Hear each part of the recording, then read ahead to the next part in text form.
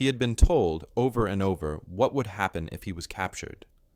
Not in vague terms, not as a possibility, but as a certainty. Surrender meant punishment. It meant fists, boots, hunger, and humiliation.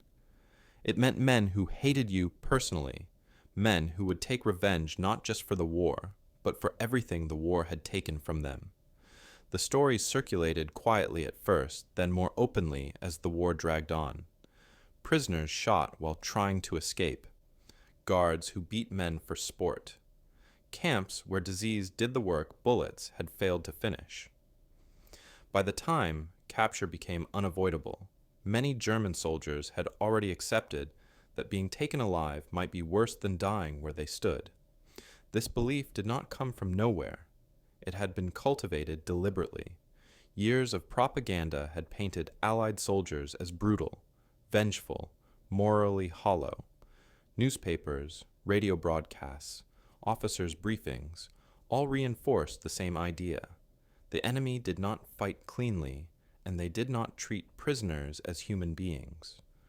For men who had seen the Eastern Front, this fear felt entirely reasonable. There, surrender often meant death, sometimes at the hands of the enemy, sometimes by one's own side. The line between combat and execution had long since dissolved. By comparison, the Western Allies were an unknown quantity, but the assumption remained the same. Capture meant suffering. It was simply a matter of how much. So when the shooting stopped, when hands went up and rifles were dropped, the expectation was not relief. It was dread, a tightening in the chest, the wait for impact. Some men flinched when footsteps approached. Others braced for the first blow, teeth clenched, jaw set, already rehearsing how not to scream. The silence that followed was almost worse. Orders were given, but not shouted. Movements were firm, but not violent. No one was struck. No one was dragged away. At first, this restraint was misread. Surely this was temporary. Surely it would come later, once the guards were alone with them, once the cameras and witnesses were gone. Then came the transport. Long marches had been expected. Instead, there were trucks, trains, organization. Names were taken. Wounds were checked. Food appeared. Not scraps, not punishment rations, but actual meals. For men who had been running on adrenaline and fear, this was deeply unsettling. Kindness was not part of the script. It felt like a trick, or worse, a prelude. The journey itself stretched on far longer than anyone anticipated. Days turned into weeks. The landscape changed. Familiar villages gave way to forests and rivers that did not appear on any map they recognized. The further they went, the harder it became to orient themselves. Within the war they thought they understood. Eventually, the realization settled in that they were no longer in Europe at all. The ocean crossing confirmed it. This was not a temporary holding area. This was exile.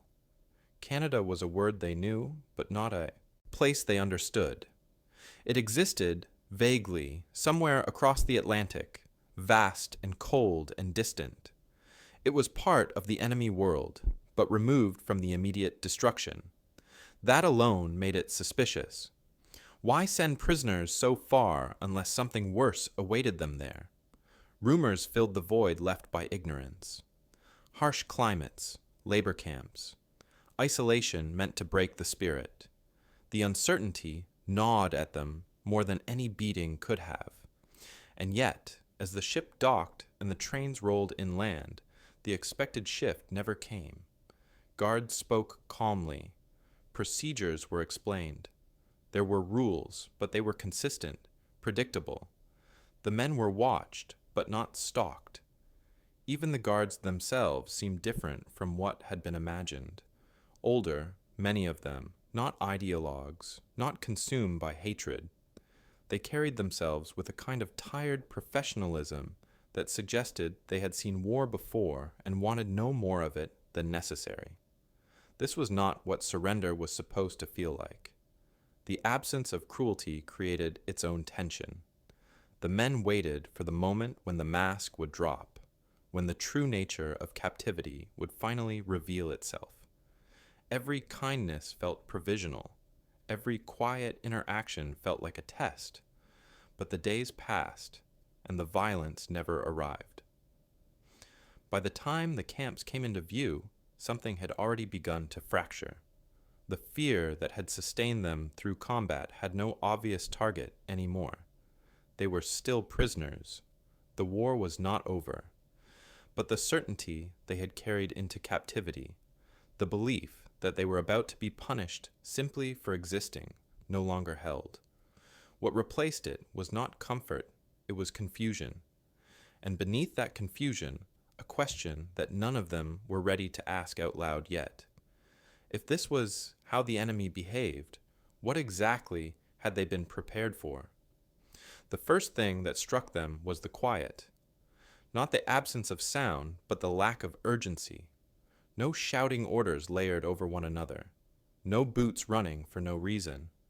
No sense that violence might erupt at any moment. The train slowed, stopped, and men were told to get off. Told, not barked at.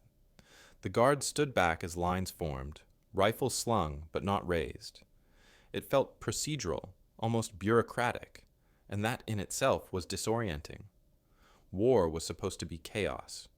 Capture was supposed to be rough. This felt like administration.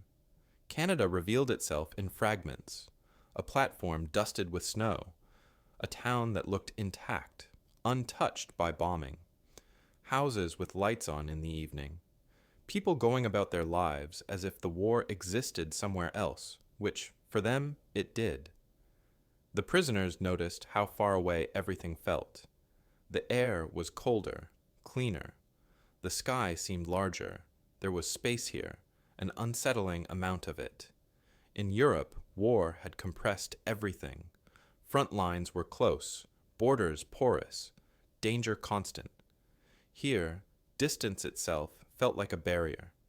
They were moved again, deeper inland. Long rail journeys across flat plains and endless forests. Hours where nothing changed outside the window except the angle of the light. Some men stopped talking altogether. Others talked constantly, filling the silence with speculation. Surely this calm was temporary. Surely no country went to this much effort for prisoners unless it planned to use them. The idea that this was simply how things were done felt naive, even dangerous. When they arrived at the camps, the sense of wrongness deepened. These were not the places they had imagined. There were fences, yes, and guards, yes, but also order. Barracks laid out with intention. Paths cleared. Buildings that looked permanent, not improvised. They were issued blankets, clothing suited for the cold, sometimes even better than what they had worn at the front. Medical checks were routine. Wounds were treated without comment. No one asked what unit they belonged to before bandaging a hand or examining a cough. Food arrived, and with it another fracture in expectation. This was not thin soup ladled out as punishment. There was bread, meat, portions that did not require calculation or hoarding. Men ate quickly at first, out of habit, waiting for it to be taken away. When it wasn't, when seconds were sometimes offered, the tension shifted. Hunger had been a constant companion for years. Its sudden absence left an unexpected void. The guards watched, but without the theatrical menace the prisoners had been primed to expect. Many of them were older, their movements slower, their faces marked not by hatred, but by fatigue. Some had accents the prisoners struggled to place. English, yes, but not the English of shouted threats or propaganda caricatures. Conversations were brief, functional, a nod here, a correction there. The relationship was clearly defined, but not cruel. What unsettled the prisoners most was the predictability. Days followed a rhythm. Roll calls happened on time. Rules were explained and enforced consistently. Punishment, when it occurred, was formal, documented, and limited. There was no sense of arbitrary power. For men conditioned to expect violence as a tool of control, this restraint felt almost dangerous.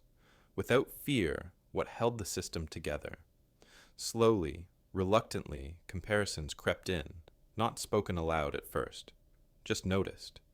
The guards did not strike men for being slow. They did not steal from their rations. They did not mock them for their uniforms or language. Letters were allowed. Red Cross parcels arrived. Books appeared. A library of all things. It felt like a mistake, something that would be corrected once the right authority noticed. But no correction came. Instead, more evidence accumulated. Educational classes, religious services, recreational time. The camps began to resemble small, contained worlds rather than holding pens. This did not mean the men felt free. They were still confined, still watched, still very much prisoners of war. But the nature of that. Captivity did not match what they had been taught to expect. Confusion gave way to caution. The prisoners watched for signs of change. They waited for retaliation, for anger, for the war to intrude more directly. News filtered in slowly, and with it, reminders that the world beyond the wire was still burning. But inside the camps, life remained strangely intact. Some men began to feel something that unsettled them even more than fear had. Safety. Not comfort, not happiness, but the absence of immediate threat. It was a fragile feeling, one they did not trust. Yet it persisted, and with it came a question that grew harder to suppress. If this country could afford to treat its enemies this way, what kind of place was it really? With time, the camps revealed themselves not through grand gestures, but through accumulation. Small details, repeated daily, began to erode the image the prisoners had carried with them across the ocean. The barracks were plain but solid, not temporary huts thrown together for convenience, but structures meant to last. Inside, there were bunks with real mattresses, not straw sacks. Blankets thick enough to matter in winter, space to move without brushing against another body at every turn. For men who had slept in mud, in ruined houses, in trenches carved out of desperation, this alone felt unreal. Mornings followed a pattern.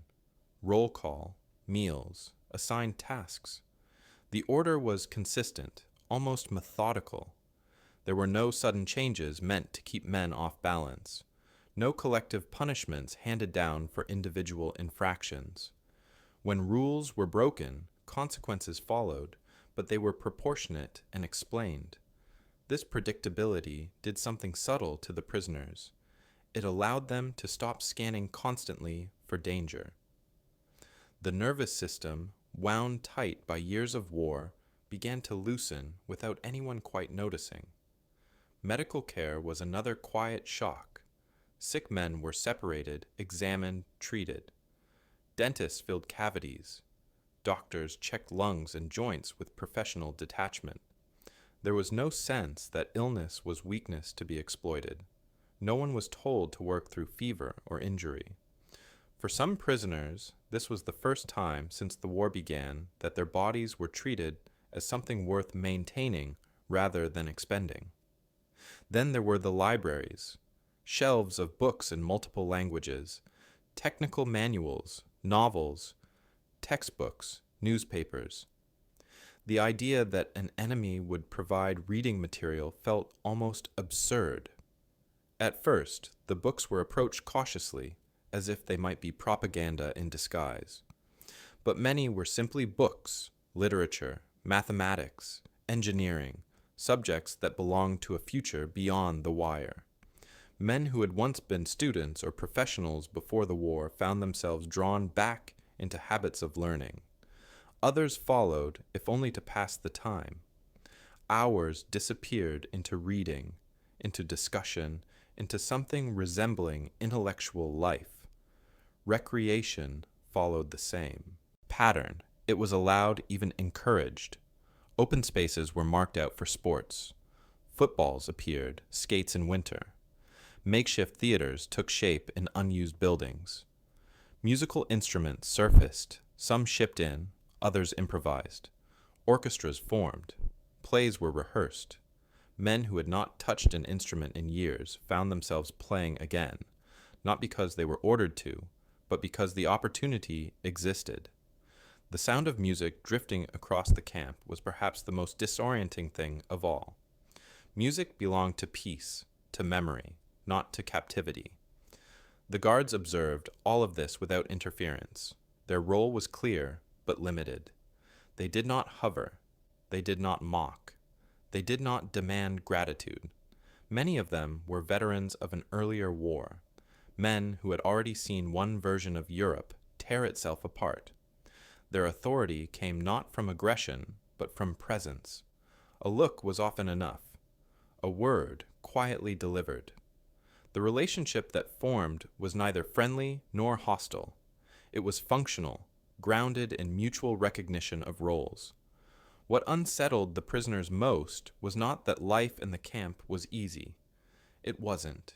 They were still confined, still separated from their families, still uncertain about the future. What unsettled them was that captivity did not feel like degradation. There was no systematic effort to strip away identity.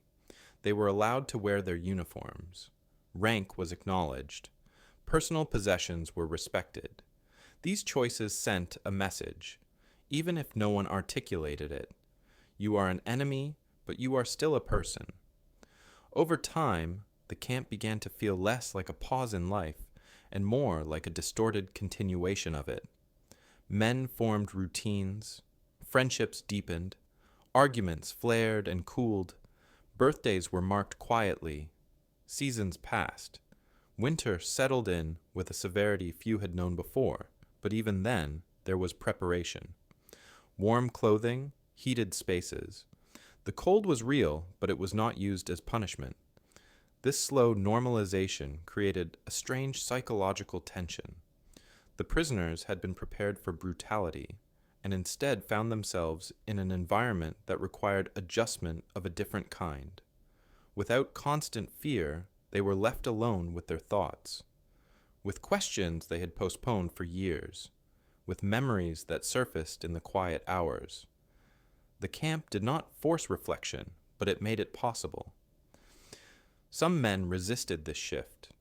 They clung to suspicion, convinced that this humane facade concealed something darker.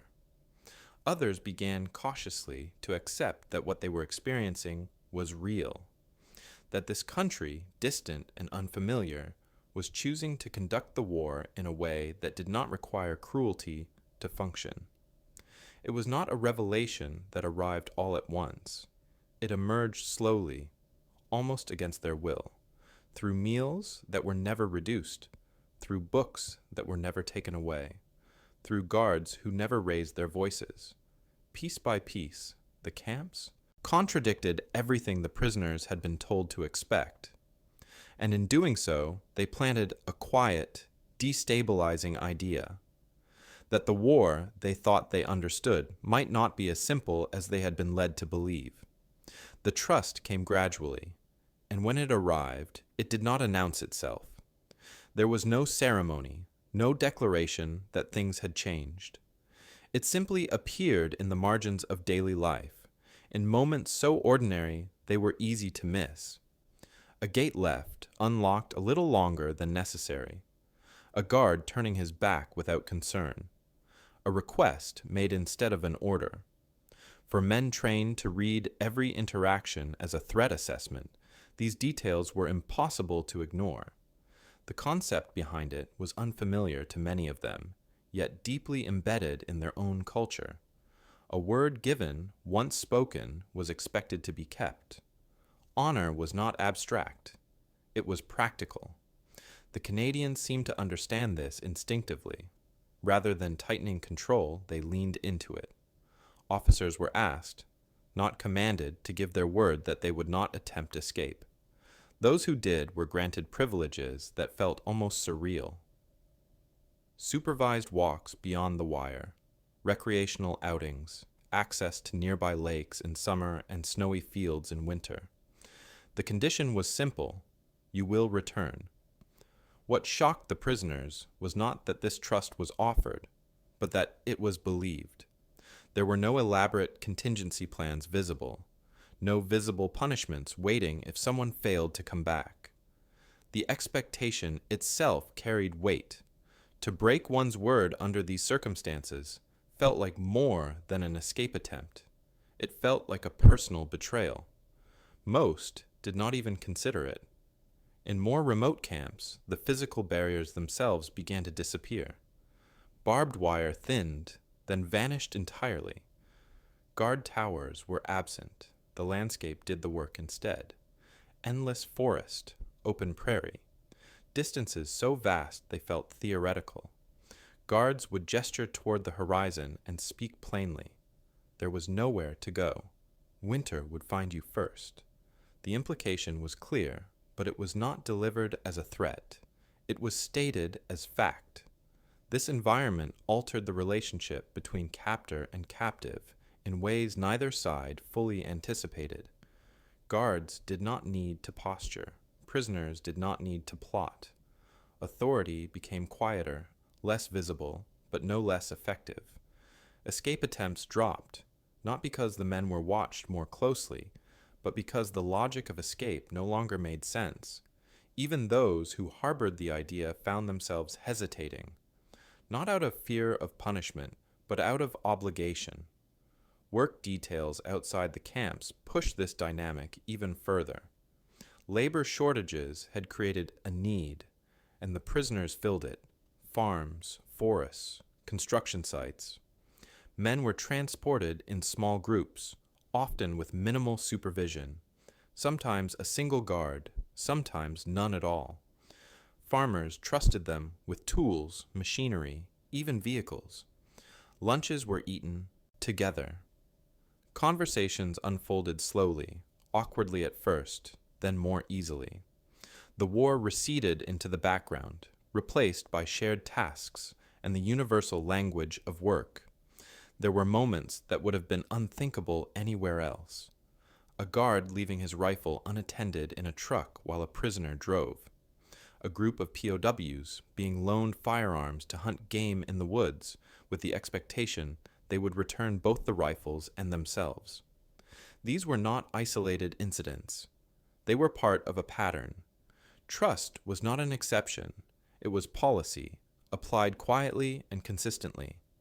This trust carried psychological weight. It placed responsibility back onto the prisoners. They were no longer merely being restrained. They were being expected to behave. For some, this was disorienting. The absence of coercion stripped away excuses. Actions could no longer be blamed entirely on circumstance. Choice re-entered the equation. Guards, many of them veterans themselves, understood this instinctively. They did not romanticize the prisoners, but neither did they dehumanize them. They spoke to them as men who had been on the other side of a uniform. The authority they exercised was grounded in experience, not ideology. They had learned, often the hard way, that cruelty solved nothing. The wilderness surrounding many of the camps reinforced this relationship. It was indifferent, vast, unconcerned with human conflict. Against it, the differences between guard and prisoner felt smaller. Both were subject to the same cold, the same storms, the same isolation. Survival depended less on dominance than on cooperation. Over time, the trust reshaped behavior. Men who might once have seized any opportunity to flee found themselves declining chances they never expected to be offered. Honor became a practical force again, not a slogan. The war had taught them to distrust restraint, to see mercy as weakness. Canada taught them the opposite. That restraint could be deliberate. That mercy could be controlled. This was not kindness for its own sake. It was calculated, disciplined, and quietly effective. By trusting their prisoners, the Canadians reduced the need to control them.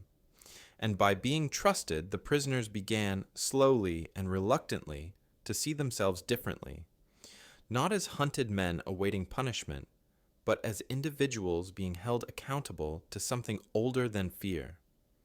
The work began quietly, without ceremony. At first, it was framed as necessity rather than opportunity. Canada needed hands. Too many men were overseas, too many farms short-staffed, too many forests left untended. The prisoners were available, able-bodied, and already organized. What surprised them was not that they were asked to work, but how they were asked. It was presented as labor, not punishment.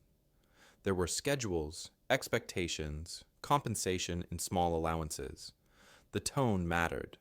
This was contribution, not exploitation. For many prisoners, leaving the camp each morning felt like stepping into another world. Trucks rolled out past the wire and onto roads that did not end at checkpoints or gun emplacements, but at barns, fields, logging sites. The guards were there, sometimes sitting quietly, sometimes chatting with the farmers. Often they kept their distance.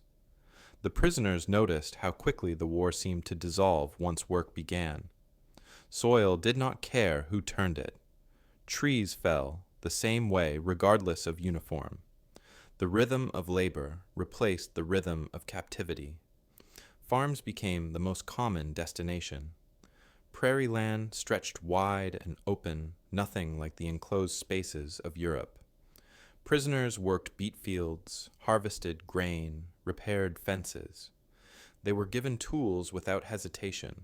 Sometimes they were left alone for hours.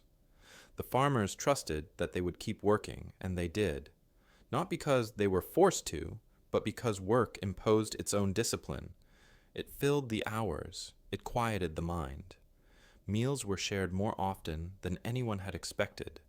A table in a farmhouse kitchen, coffee poured without ceremony, bread passed across without comment.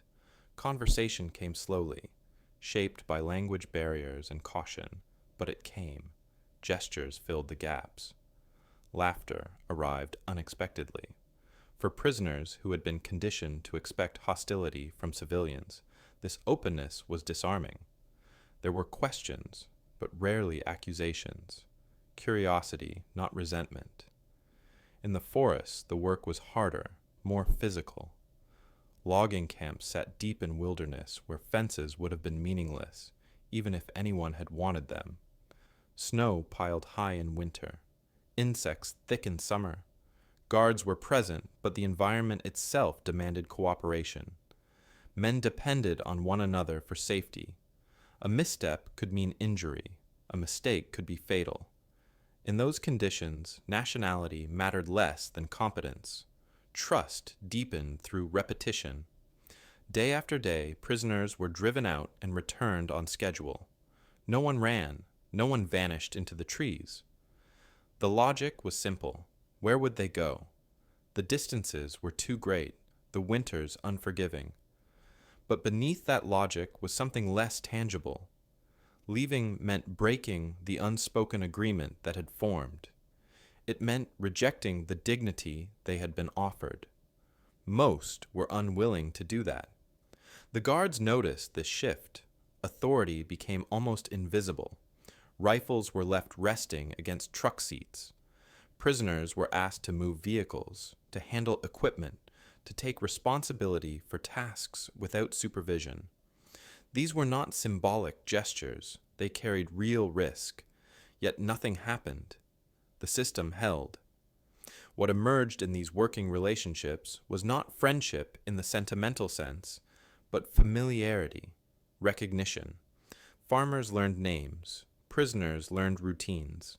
Some farmers came to prefer POW labor to hired hands, not because it was cheaper, but because it was reliable.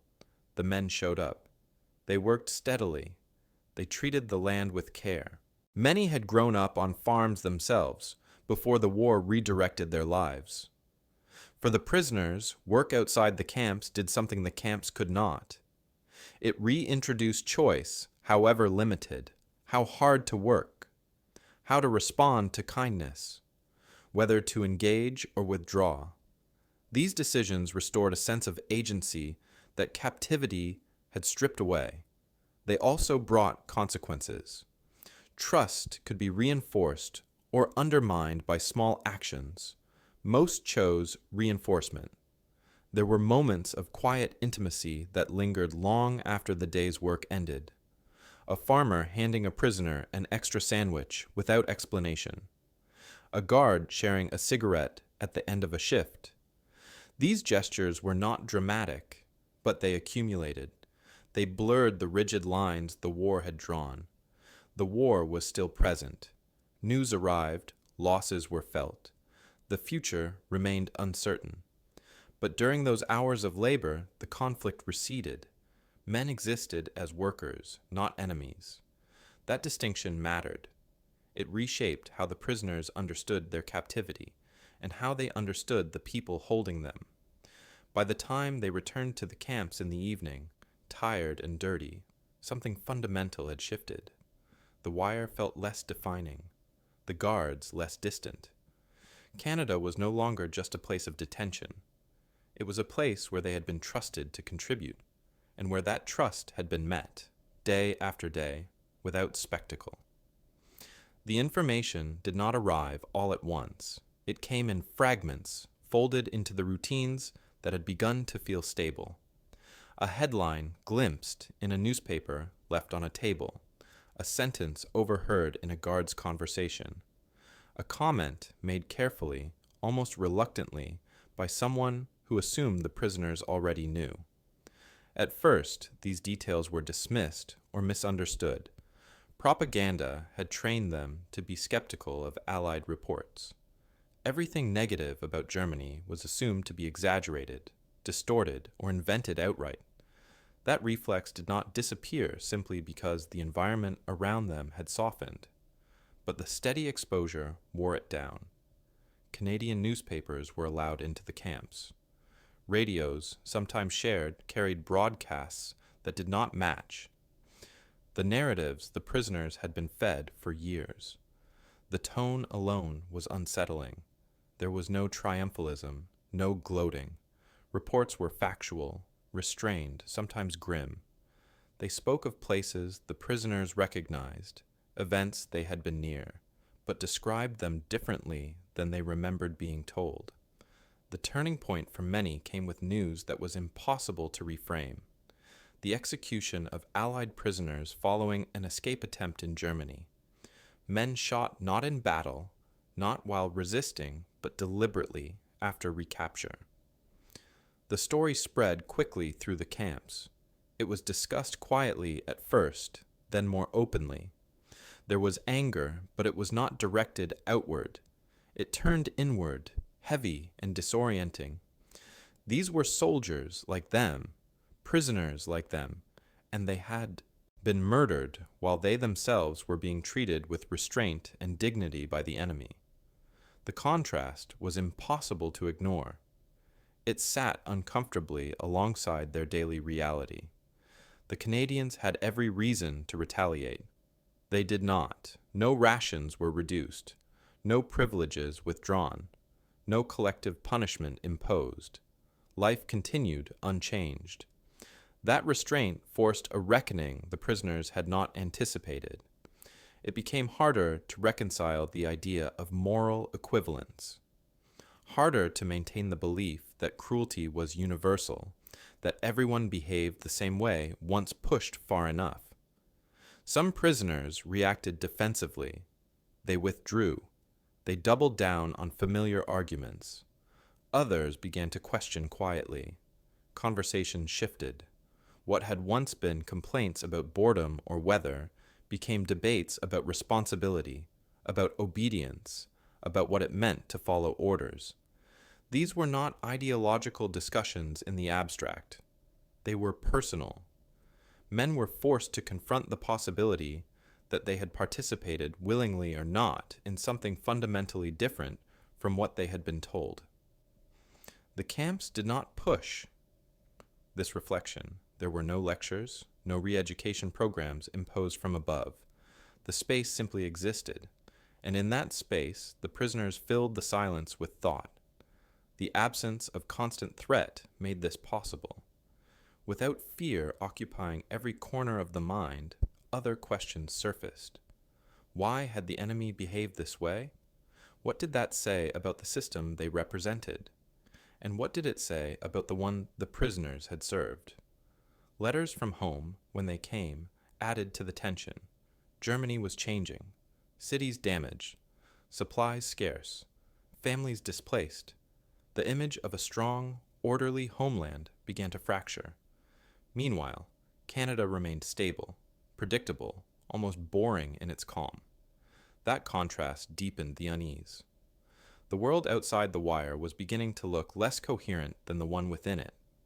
For some prisoners, this period marked a decisive shift. Escape plans were abandoned, not out of fear of recapture, but out of something closer to obligation. They spoke among themselves about owing the Canadians restraint in return for restraint. Trouble felt unjustified. Resistance felt hollow.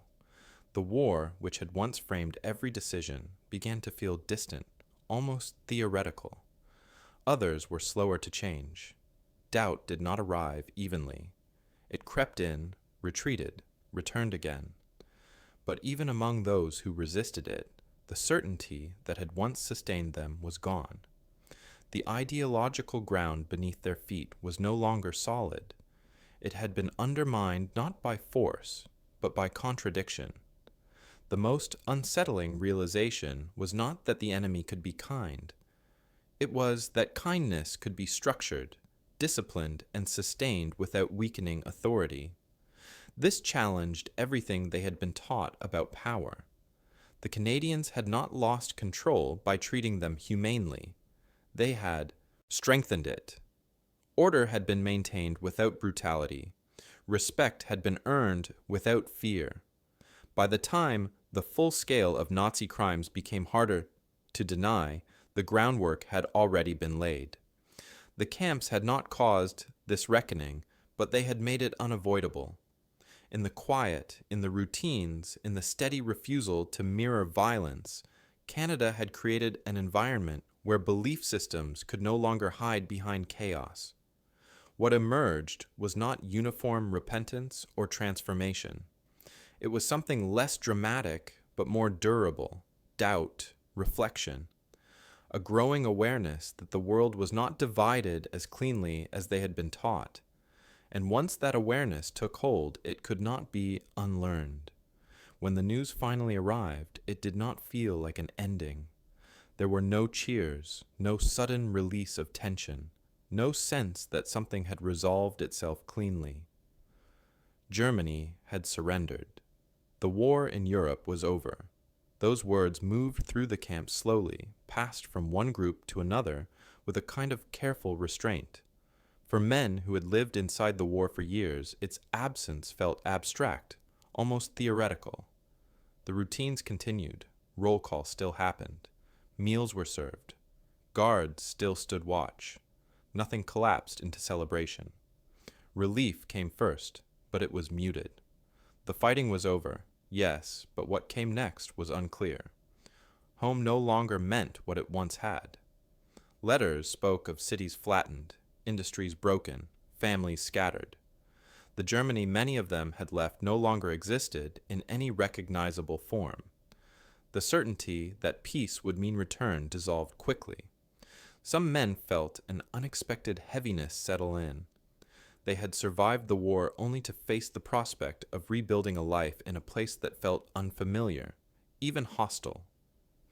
Inside the camps, behavior shifted subtly. There was less tension, but also less purpose. The shared enemy that had framed everything, even captivity, was gone. Conversations became quieter, more introspective. Men spoke less about escape or resistance and more about practicalities. Where would they go? What skills did they have? Who was still alive? The future, once deferred, now demanded attention. The Canadians did not mark the end of the war with ceremony inside the camps. There were no speeches about victory, no displays of dominance. The guards remained steady, professional, unchanged. This consistency mattered. It reinforced the sense that the treatment the prisoners had received had never been conditional on the outcome of the war. It had not been a tactic to secure cooperation. It had been the baseline all along. There were moments of quiet symbolism. In some camps, German prisoners gathered to acknowledge the end of the conflict among themselves. Songs were sung, but with care. The old national anthem was heard, stripped of the political additions that had once accompanied it. The absence of Nazi symbols spoke louder than their presence ever had. It was not a protest. Exactly. It was a distancing, a recognition that whatever loyalty had once existed had been severed by events far beyond the wire. The question of repatriation loomed over everything. By the rules of war, prisoners would eventually be sent home, but timing was uncertain. There were negotiations, logistics. Britain wanted labor. Canada complied. The men were told they would not go directly back to Germany, but would be sent across the Atlantic once more, this time not as enemies in transit, but as surplus to be managed. The prospect unsettled them. Many had come to see Canada not as a prison, but as a place of relative stability. Leaving it felt less like release and more like another displacement. Some prisoners voiced this openly.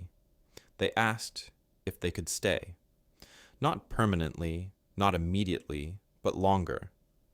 They spoke of work they could do, of skills they had learned, of the lives they had begun to imagine beyond the wire. The answers were polite but firm. Policy did not bend easily. The camps were not meant to become homes. As departure approached, the emotional texture of the camps changed again. There was no joy in packing. Men moved through the routines with a new weight. Guards noticed it. Conversations became more personal, though still restrained. Handshakes lingered a moment longer than before. Small exchanges took on meaning they had never carried earlier in the war. What the prisoners felt was not gratitude alone. It was a sense of loss that surprised them. Canada had never promised them anything beyond humane treatment. Yet that treatment had created something they had not expected to carry with them, a standard, a comparison point. Whatever awaited them in Europe would now be measured against the restraint and dignity they had experienced in captivity. The wire still stood. The camps still functioned. But psychologically, something had shifted.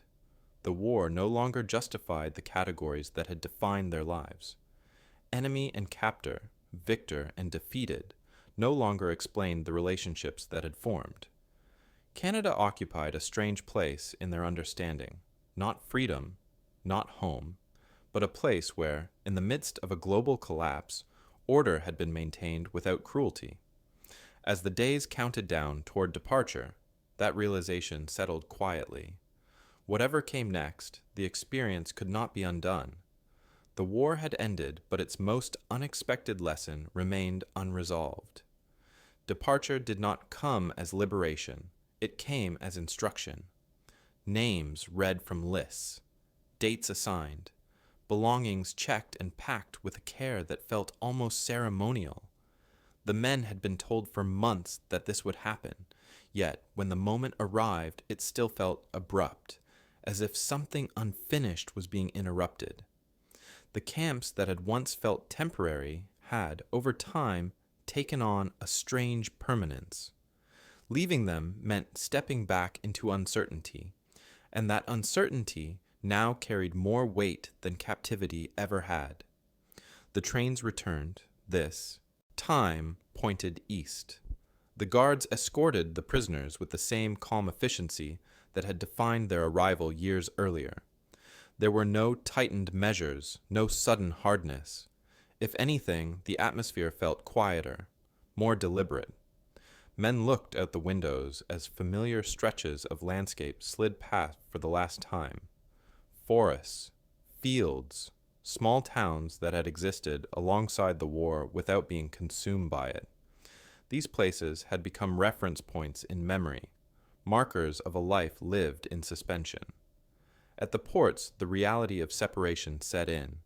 Ships waited, functional and unadorned.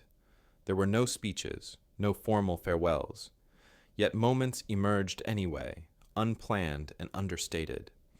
A guard offering a final cigarette, a nod that carried more meaning than any salute. Words were few, language failed where formality had once sufficed. Many of the prisoners felt an unexpected resistance rise in them as they boarded. Not fear of what lay ahead, though that existed, but reluctance to leave what they knew. Canada had never been theirs, yet it had shaped them. It had been the place where the war loosened its grip, where hunger ended, where dignity was not contingent on allegiance. That experience could not be folded neatly into a suitcase. Some men tried once more to ask if there was another option. They spoke of work they had done, of farmers who had offered to vouch for them, of skills they could contribute. The responses were sympathetic but final. Policy moved slower than sentiment. The ships would sail. As the coastline receded, a quiet reckoning took place on deck. The men were no longer prisoners in the strict sense. The war that justified their captivity was over. Yet they were not free either. They were being transferred, managed, deferred. Britain awaited them, not as a destination, but as an intermediary. Germany, when it finally came, would be something else entirely. Conversations turned inward. What had been gained? What had been lost? Some spoke openly of returning to ruins, of families scattered or dead. Others said nothing, staring out at the water, carrying thoughts they had no language for. The contrast between what they were leaving and what awaited them pressed heavily. Canada had shown them a version of order that did not depend on fear. Whatever came next would now be judged against that memory, whether consciously or not. There was no bitterness directed at their captors. That, too, was unexpected. If anything, there was a subdued gratitude, tempered by realism. The Canadians had done their duty and more. They had not promised permanence. They had not pretended the camps were anything other than temporary. The disappointment lay not in betrayal, but in the simple fact that something rare had ended. Years later, many of the men would describe this departure as more difficult than capture. Capture had been shock and fear. This was separation. It required acknowledging that the strange, suspended life they had lived could not be carried forward intact. It had to be left behind, even if its influence endured. As the ship moved steadily east, the last view of Canada faded into distance. There were no dramatic gestures, no final looks back once the land disappeared. The moment passed quietly, as so many others had in captivity. Yet for those on board, the knowledge settled with certainty. Whatever happened next, the place they were leaving had altered them in ways they would only understand much later. The war had taken them far from home. Canada had given them something they had not expected to find along the way. And now, without ceremony or closure, they were being asked to carry that experience forward into a world that might not resemble it at all. Years passed before many of them understood what had stayed with them. At first, survival demanded attention. Germany in the late 1940s was a landscape of scarcity and exhaustion. Cities rebuilt slowly. Trust was fragile.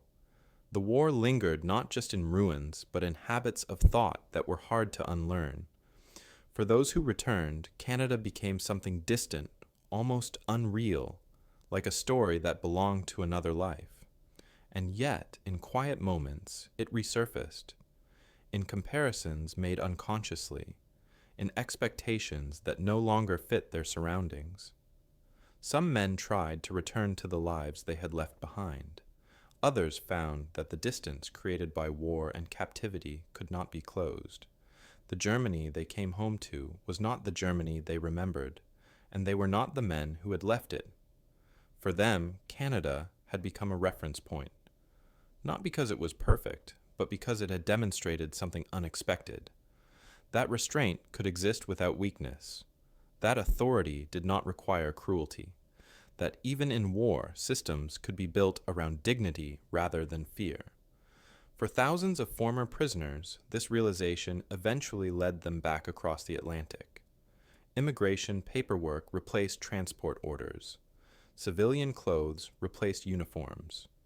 They returned not as enemies or captives, but as workers, settlers, neighbors. The decision was rarely framed in dramatic terms. It was practical. Canada offered stability, opportunity, space. But beneath that practicality lay something harder to quantify, a sense that this was a place where the rules made sense, where behavior aligned with stated values. Those who returned carried memories that shaped how they lived. They spoke often of the camps, but not as places of suffering.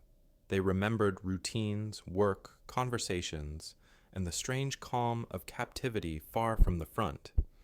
Some described their time there as an interruption that had saved them from further fighting, saved them from choices they might have regretted. In interviews years later, former prisoners spoke with a clarity that surprised even them. Being sent to Canada, they said, had been a turning point. This legacy extended beyond individual lives. Quietly, without fanfare, it influenced post-war relationships between former enemies. Stories circulated, not propaganda, not official narratives, but personal accounts shared within families and communities. Canadians were remembered as fair, as restrained, as people who had treated enemies as human beings when circumstances would have justified something harsher. That reputation mattered. It softened perceptions in ways no treaty could. The irony was not lost on historians. While Canada treated enemy soldiers with remarkable consistency and humanity, it failed to extend the same standards to some of its own citizens during the war. That contradiction complicates the story. It reminds us that moral choices are rarely applied evenly. And yet, the experience of German prisoners remains distinct. It was not accidental. It was the result of policy, discipline, and a deliberate decision to adhere to international law, even when fear and anger made that difficult. What made the Canadian approach effective was not sentiment. It was structure. Humane treatment was not improvised. It was administered, regulated, expected. Guards were trained to behave a certain way. Camps were designed to function without constant coercion. Trust was extended selectively, but consistently. This consistency is what made the experience believable to those inside it. Kindness that appears random invites suspicion. Kindness that is routine becomes credible. The long echo of this approach can be seen in how former prisoners spoke about responsibility. Many acknowledged their own role in the war with a nuance that had been absent before captivity. They did not absolve themselves. They did not rewrite history to cast themselves as victims. Instead, they spoke about contrast, about learning what authority could look like when it was not driven by ideology, about understanding, too late perhaps, that systems shape behavior more powerfully than slogans ever could. Canada did not convert these men. It did not re-educate them by force. It simply refused to behave as they had been taught to expect. That refusal proved more disruptive than punishment would have been. It dismantled assumptions quietly, leaving men to confront the gap between belief and experience on their own terms. In the end, the story is not about generosity as virtue. It is about consequence. Humane treatment produced stability. Trust reduced resistance. Restraint earned compliance. And long after the war ended, those choices continued to shape lives, loyalties, and memories. The German prisoners who arrived expecting violence left with something far less visible but far more durable. A lived example of how power could be exercised without brutality. That example did not fade when the camps closed. It traveled home with them, it crossed oceans, and in ways both small and enduring, it outlasted the war itself.